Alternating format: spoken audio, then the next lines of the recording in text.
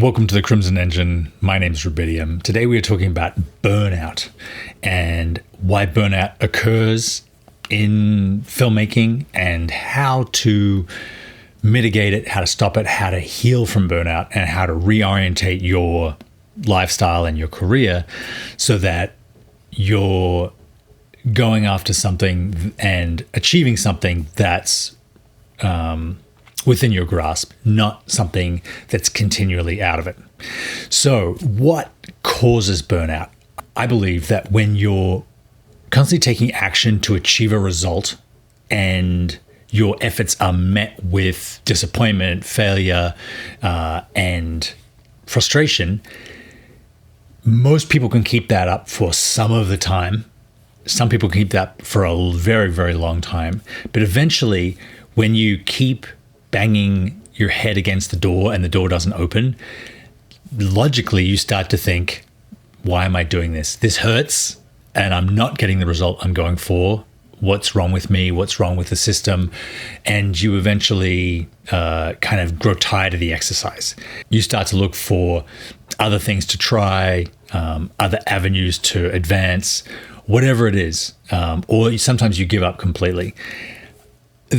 I'm coming from a perspective of someone who started in TV commercials, who went to documentaries and screenwriting in LA, and then into independent feature films. And at each of those stages in my career, I had some initial success. It looked really promising. I was able to learn a bunch and make a bunch of projects, make a bunch of connections. And then eventually I ran into a brick wall. I ran into no matter how much more effort I put in, I didn't get a result back. And each time I pivoted to something else, not really knowing what the cause of that feeling was or that frustration was. But now looking back on it after 20 something years of doing this, I can see very clearly that it was chasing goals outside of myself that caused me to, and not attaining them, caused me to question why I was doing them in the first place. Everyone's career stalls. There are only half a dozen directors, maybe, they're able to greenlight anything that they want, to spend as much money as they want, making whatever films they want. There's 6 people out in the entire planet, at least in Hollywood, that are living the dream. And if you look at them more closely, they too have their struggles. Same with cinematographers. There's probably a few more than that, but everyone without exception eventually finds a ceiling at which they can't progress. And if your happiness and your satisfaction as a filmmaker is tied up in always more, always progressing, you will eventually burn out. And I wish I could tell you that it's talent that makes the difference. It's hard work that makes the difference. It's tenacity that makes the difference. But honestly, it's not. It is a strange connection of luck, of good fortune, of being in the right place at the right time, of telling a style, of being devoted to a style of storytelling that happens to be successful at that particular juncture. If Christopher Nolan was Christopher Nolan 20 years earlier, he may have been obscure. If Steven Spielberg was Steven Spielberg 10 years later, he may never have found success. The key of it is that if it was just working harder, being more creative, then the recipe for advancement would just be work harder, put more in to get more out. But everybody who's worked in this industry knows that it's not. It's all about that one person you met who has a cousin who did something else, who then desperately needs this type of thing, and then you provide it, and then that leads to another connection.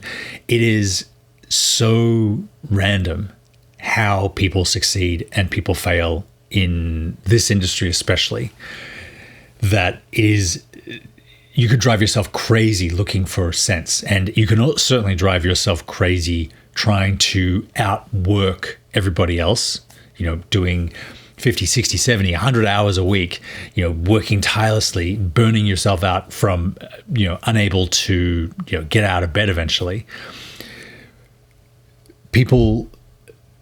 Someone that works hard will definitely have more success than the same type of person that doesn't work hard. But what's crazy is we never get to compare those two things. There are the same two people. Everyone has a unique way of working, a unique personality, a unique style of telling stories or shaping light, whatever it is. You never get to compare one person with another. Everyone is on their own journey. And when we plateau in our careers, when we don't seem to be making bigger films or getting paid more, or our films aren't doing better than the last one, or we're not getting films at all, and we've seen kind of in the doldrums, we've had to take a step back. We push harder, and when that doesn't get a result, it can be incredibly disheartening. Right, there are thousands, maybe tens of thousands of people in LA right now who were working this time before the strikes and aren't working now. The number of permits in Los Angeles are down by a third from pre-COVID times. So the historical average of how many shoot days are in LA, how many people are working in LA, are far below what they normally would be, and they're falling every year because peak TV is over. The streamers are no longer willing to spend as much money as they were. They've tightened their belts. The studios are, unable to get people into cinemas now that we're all used to staying home. Domestic television is really in crisis. So for all number of reasons, and the big one is offshore. It's much cheaper to shoot outside of LA than inside of LA. And so between California and Los Angeles general bureaucracy, between the deals that were made and the strikes and a million other things, people are going and shooting in different countries, the tax rebates. So there are a lot of people right now in LA feeling as though their career has plateaued and they're not getting what they used to get as far as jobs, as far as money. And people are looking around thinking, is this the end? Do I have to go off and do something else now? In the times that I've plateaued in my career, and sometimes it's been where I haven't been able to move beyond where I've been working, or other times it's been I haven't had any work at all. The way that I've gotten out of it each time is by reconnecting with why I started making films in the first place. Like when you're a new filmmaker, when you're a teenager, or even before that, and you're so excited to create a story, create images on the screen from an idea in your head, whatever drove you to first get into that craft, that art, this industry, that is the secret to moving past burnout. So if you are making films and working on films that are good in themselves, meaning that you would want to work on that film regardless of whether anyone saw it, whether it was successful, whether your performance or your work was praised, you would do it for an intrinsic goal. You would do it just for the thing that you're doing, that the work itself is the reward. You have to find whatever that why is for you, whatever that goal that no one can take from you. And this does tie into the Stoicism we talked about last week, about how if your version of success is dependent on something else in the external world, you'll always be beholden to the external world. Sometimes you'll have good days, sometimes you have bad days. When you say the reason I'm making this film, the reason I'm working on this project, the reason I'm writing this script is not to do with its reception, it's to do with how I feel about it.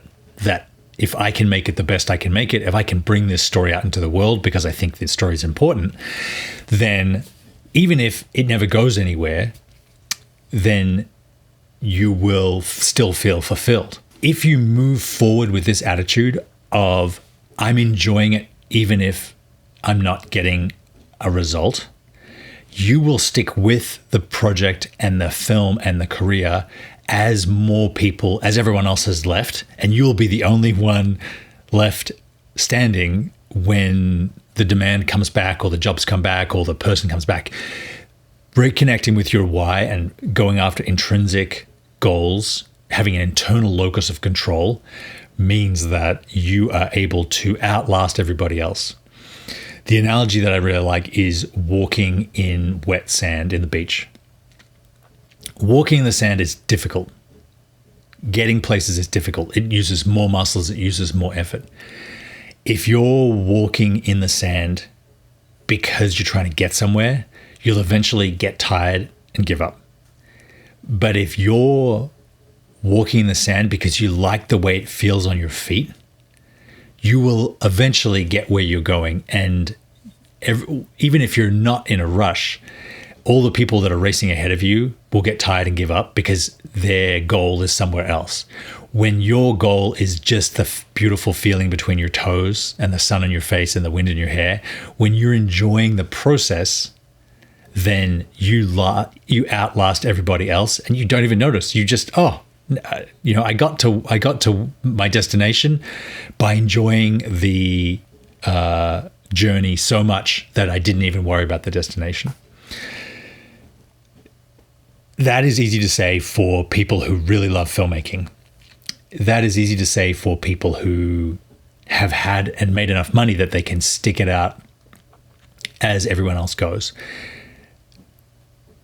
You might think, I'm just sound recordist or a gaffer or a teamster, right? I can't,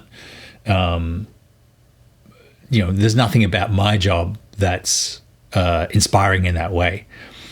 Well, replying to that, I would say, then you're not really in the film industry. You're just working adjacent to it. You're just a truck driver who's working next to the film industry, or you're just someone who, an electrician that puts up lights in the film industry. You can just move into, if you're not doing this for the sake of the stories being told that you're being part of, then you should be installing heat pumps or running cable, right? Like those jobs are really still in demand.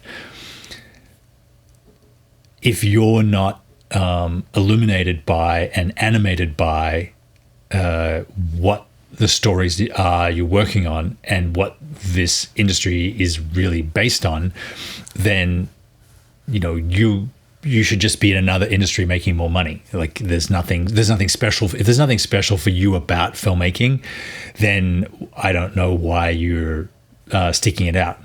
There are cathedrals in Europe that took hundreds of years to build, and the people that laid the first stones were the grandfathers or the great-grandfathers of the people that laid the last stones.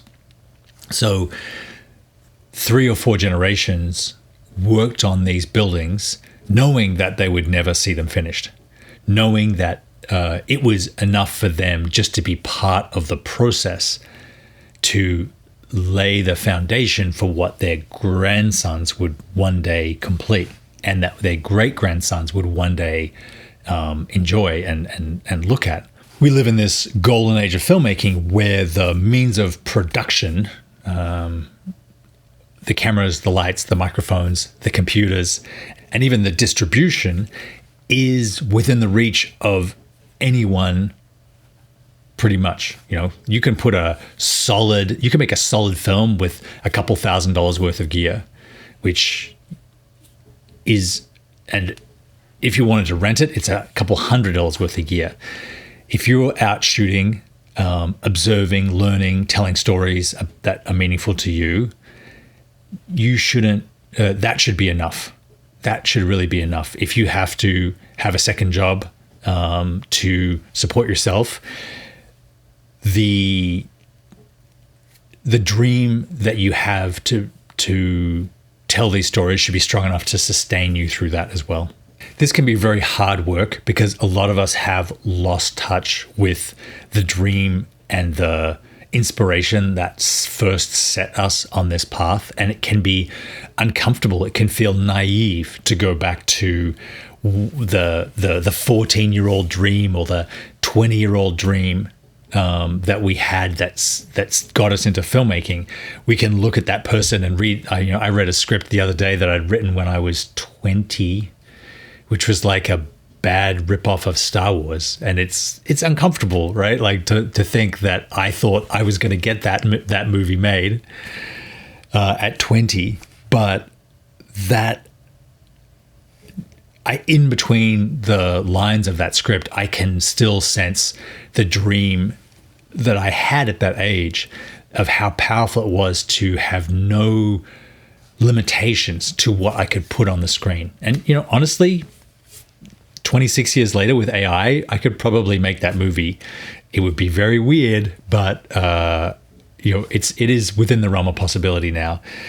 Whereas the dream itself, to dream big. There's a great quote: "Make no small plans," because small plans, like, oh, I could just make enough money to survive, or I could make $100,000 a year from filmmaking, isn't big enough to animate the imagination that you need to sustain yourself. So I think it's great to have big dreams. I think it's great to have huge ambitions, but they should be internal ambitions. I want to make a science fiction trilogy of feature films about this planet I invented. That's fantastic. You can write those films, plan those films, storyboard those films, start to learn animation and animate those films if you want to. All the time, having the dream to finish them yourself. If no one else gets interested, you're prepared to take them as far as they need to go. That means that it's not outside of anyone's control anymore. You can always reconnect with your dream, even a modified one, and then take action to make that dream come true. Get better with your camera work, get better with your sound, get better with working with actors, start with photography. There's all sorts of ways that we as filmmakers can reconnect with the magic that we originally experienced that brought us into this industry. And I think that is the cure for the frustration of, feeling stuck in your filmmaking, feeling stuck in your career, feeling like you missed the bus, or feeling like the world has left you behind. The answer isn't out there. The answer isn't to work harder, go to more networking nights, to text more of your contacts, to make like DM people on Instagram. I believe the solution is an internal one. If you feel the spark again, you'll be motivated to go out there, and other people will respond to that. Everyone wants to work with someone who's in it for the right reasons, because that then brings up their own dreams. Thank you very much for watching. I really appreciate all the amazing comments I've had on these podcasts. It's been great to reconnect with my dream about why I started this channel, not because I wanted to test a bunch of lights and cameras. That is really fun, but I wanted to talk about what is really meaningful for me about this art and this craft and these stories. So thank you very much for listening. I will see you next time.